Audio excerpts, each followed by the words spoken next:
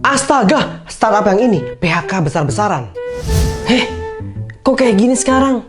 Kenapa perusahaan kita? Aduh. Kameramen, ini bukannya nawarin kita gaji gede waktu itu? Yang katanya gajinya fleksibel, bisa dikerja di mana aja. Tapi kok sekarang begini ya? Ada apa? Gak tahu. Nggak tahu. Kita juga nggak tahu.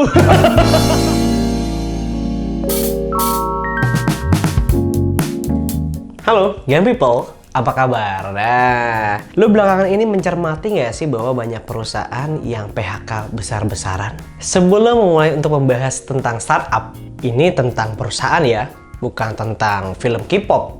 Lu harus subscribe dulu nih channel Gen Pico, karena subscribe itu gratis, ingat itu. Kita bedah satu-satu. Ada yang udah tahu startup itu apa? Yes, nah startup itu adalah sebuah perusahaan rintisan yang sekarang banyak banget nih tersebar di seluruh Indonesia. Menurut Investopedia, startup merupakan perusahaan rintisan yang didirikan oleh satu atau banyak orang untuk mengembangkan sebuah produk atau layanan unik yang sesuai dengan target pasar. Biasanya mereka itu bisa memecahkan permasalahan. Jadi, startup itu intinya merujuk pada teknologi dan informasi yang berkembang di internet. Kayak misalnya e-commerce oren. Nah, itu kan startup. Dulu, orang yang biasanya belanjanya offline, sekarang bisa online. Begitu. Nah, kalau di Indonesia, gimana ya posisi startup itu? Gue kasih tahu nih, menurut laporan Startup Ranking, Indonesia merupakan salah satu dari 10 negara dengan jumlah perusahaan rintisan atau startup yang terbanyak di dunia pada 2022. Gen People, kalian mau tahu nggak jumlahnya berapa? Nih, gua kasih tahu. Ada sekitar 2.346 perusahaan startup yang ada di Indonesia. Widih, banyak kan? Jumlah ini adalah yang terbanyak kelima yang ada di dunia. Waduh.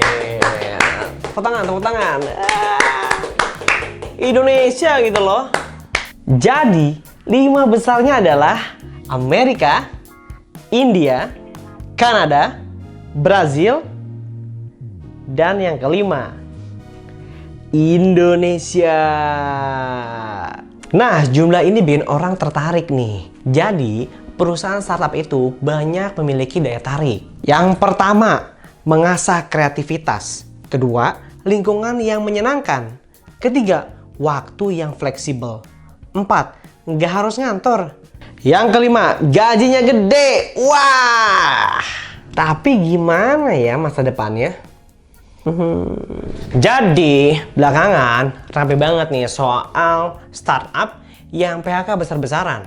Startup yang udah nggak punya duit. Dan startup yang udah nggak mau bakar duit. Kita bicara level dunia.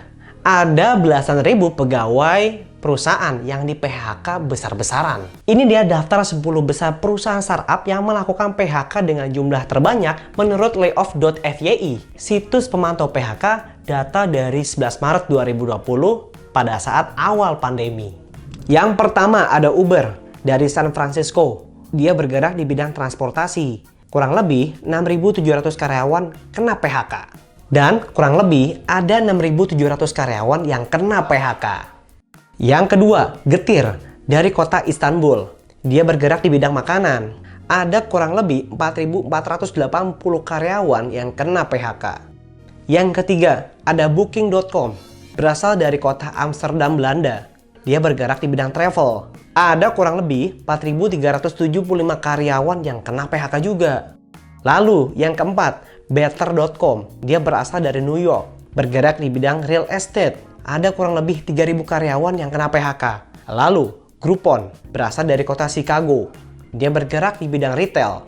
Ada kurang lebih 2.800 karyawan yang kena PHK. Lalu yang keenam, Peloton, berasal dari kota New York, bergerak di bidang alat-alat fitness.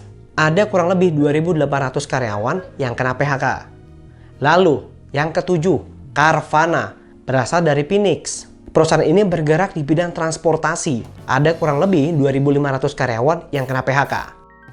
Lalu yang kedelapan, Katera, berasal dari San Francisco.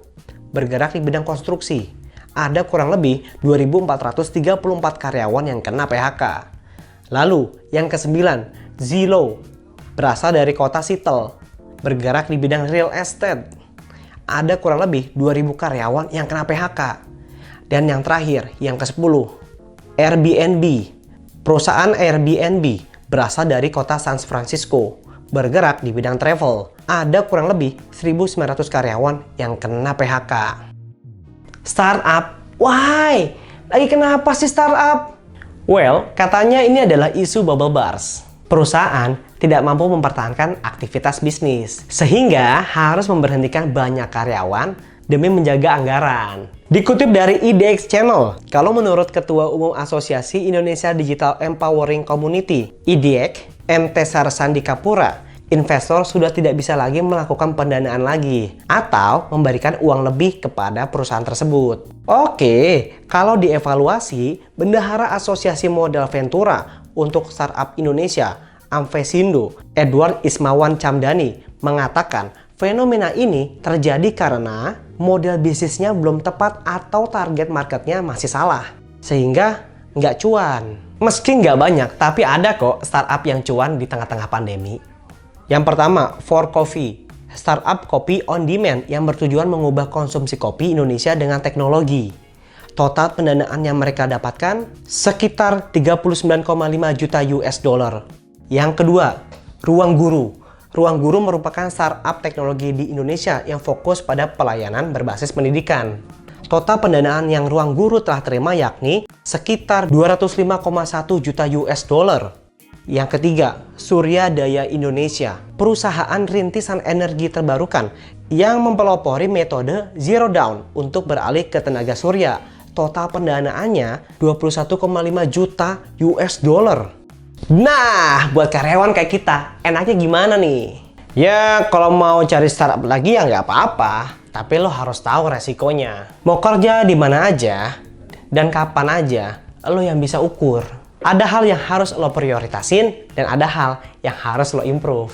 Nah, untuk kamu yang ingin tetap keep up to date seputar gadget dan berita-berita terkini, jangan lupa untuk download aplikasi Gempiko di Play Store dan di App Store. Dan jangan lupa juga untuk subscribe channel Gempiko.